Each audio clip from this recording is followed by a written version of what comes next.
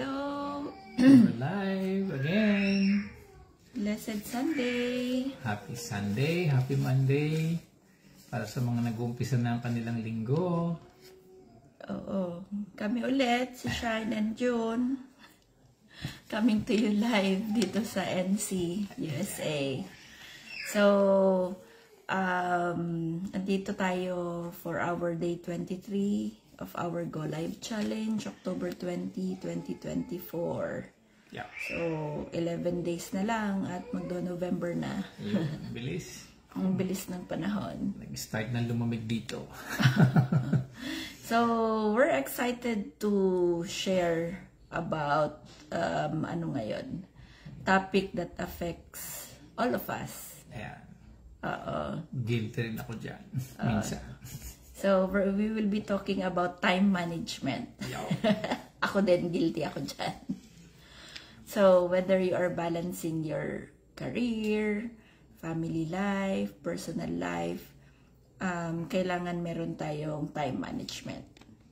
Tama ba? Tama. So, bakit nga ba importante ang time management?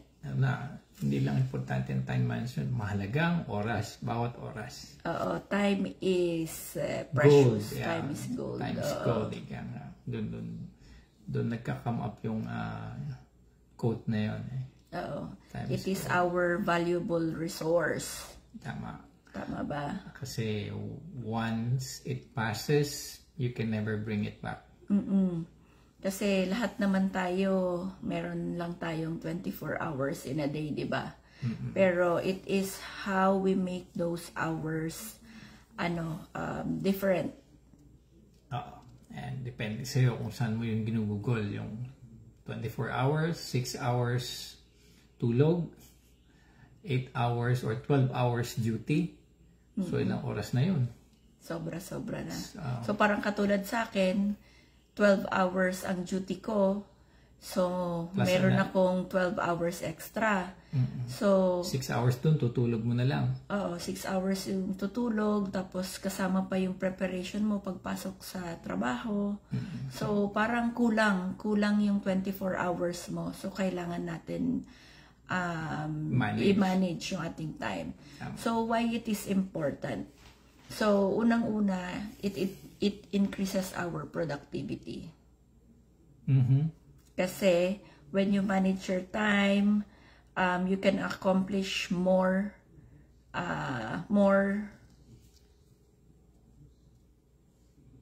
You can accomplish more. More systematic, more in less time. More in less time. Tsaka, it allows you to, syempre, prioritize your task. Tama. Diba? Prioritize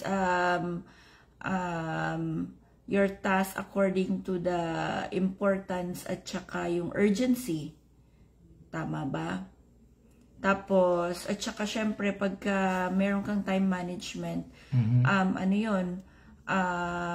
it allows you to focus on what truly matters. Tama.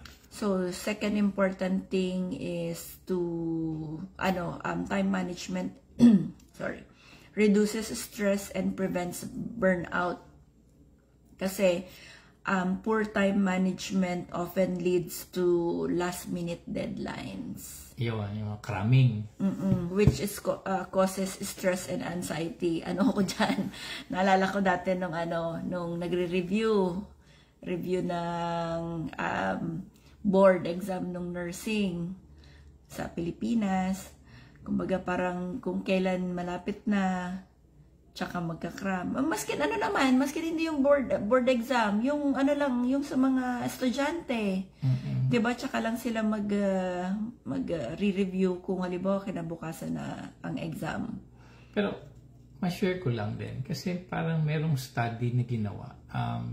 Yung mga tao daw na mahilig sa last minute, doon lumalabas yung parang creative energy o yung creative, I would say, mas lalo silang nagiging quick thinker, proactive.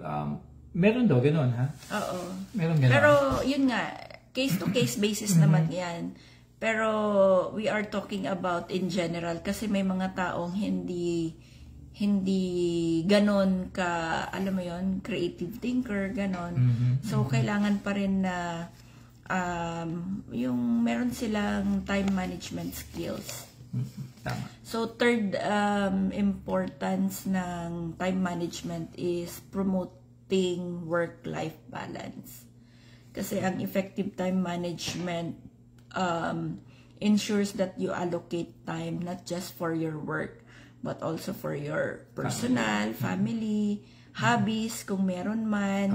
Tsaka it helps maintain a balance between your responsibilities and your well-being. Tama, importante po yun. Then fourth importance is helping you achieve your long-term goals. So time management is key to setting and achieving your long-term goals. It allows you to break down large objective into manageable tasks that you can complete over time. So, yun na rin yun. Mabalik ulit tayo dun sa work breakdown structure. Start with small. Project management. Start with small, achievable goals for the day. Para pag natapos mo yung araw na yon, yung goal mo for that day, pwede ka na ulit mag-proceed sa next task mo. So, ang ikalima na importance is to improve decision making.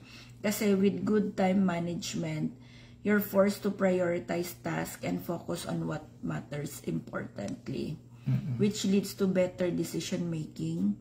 Tapos, you'll be able to quickly identify tasks and make time.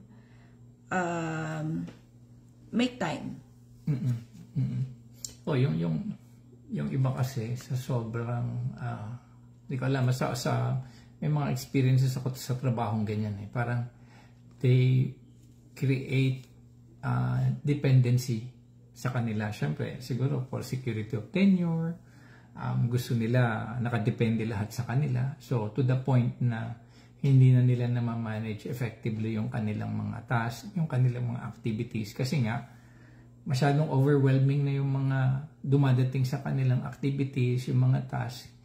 Hindi na nila ngayon na ma-manage yung oras. Paano i-allocate yung oras nila para doon. Pwede naman sila mag-delegate. Pwede naman silang mag-prioritize ng mga activities. Something that, i-rank mo siya into a hierarchy kung ano yung much important, less important, something that can be delegated or something that can be put aside and look at afterwards ng mga important things na kailangan nilang matapos. So, yun lang ang experience ko rin sa work. So, ang ika-anim is it enhances professional efficiency. So, yung time management helps meet deadlines, katulad nga nung na-mention ko kanina, and improves the overall quality of your work. It boosts your reliability and can give you a competitive advantage. So, dito papasok yung mga employee, tayo, mga manggagawa na pagka nag-submit tayo ng mga report on time, we are most likely to get promoted. Siguro faster compared dun sa mga taong laging namimiss yung deadline. Kasi ang nangyayari is, na-view ka ng superior mo as a dependable person. So, ano yun, usually, yun yung mga bagay na nagbibigay din ng edge dun sa mga taong madalas ma-promote sa trabaho. Visibility. Visibility, not just physically, but pero yung trabaho mo, nakikita mismo, nila, yes. Yung outputs. And then last importance of time management is it increases personal satisfaction. Kasi when you finish your daily goals, you have sense of fulfillment and satisfaction. Diba? Nakaka-boost din ng moral at saka confidence. Oo, at saka syempre it allows you to enjoy your free time without without having the burden of your unfinished task. Diba masarap sa feeling yung natapos mo ng maaga yung ginagawa mo at saka after nun, pwede ka nang mag-cellphone, pwede ka nang ano ka na dyan, mag-unwind ka, ganon, di ba? Hindi yung time of relaxation, worried na worried ka, naku, ano pa gagawin ko? Hindi ko yata nagawa yun. Parang, kumbaga, hindi effective yung or hindi mo nasusulit yung oras mo para sa sarili mo, para sa ibang bagay. So ano yun, kumbaga it's not just about working harder, but work smarter. Yes.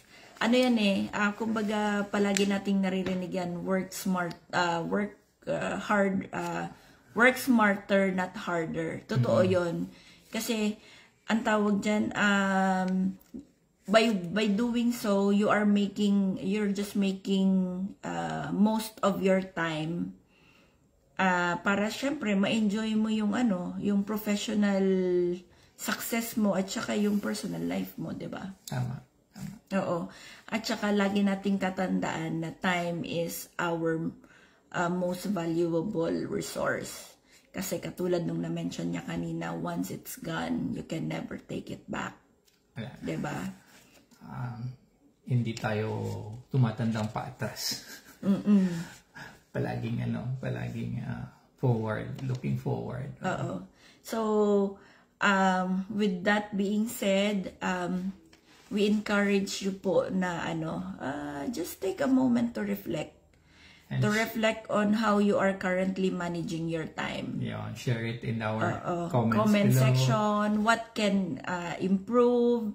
What steps can you take starting today, starting today to prioritize tasks and be more intentional with your time. And you can put your comments also how to manage time. So we can learn something. We can learn also from you. Tapos if in case you're watching it on replay, please comment down below din kung saan po kayo nagwa-watch. Kung saan kayo lugar. Para, kasi baka may mga friends din, may mga friends na hindi na natin alam kung nasa na sila ngayon.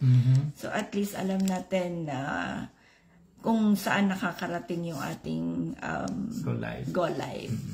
So yun lang po for tonight.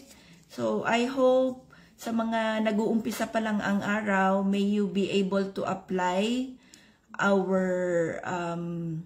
topic for today, which is time management.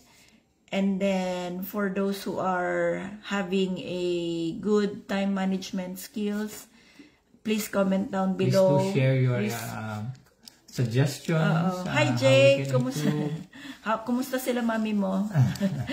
How we can also improve our time. Tama. So, yun lang po. Blessed Sunday dito sa amin. And blessed week to come then, this coming week. And then, God bless sa lahat ng gagawin natin. And may God always bless the work of your hands. Bless and guide our, paths. So, yun lang po. Good night. See you tomorrow. Salamat. Bye-bye.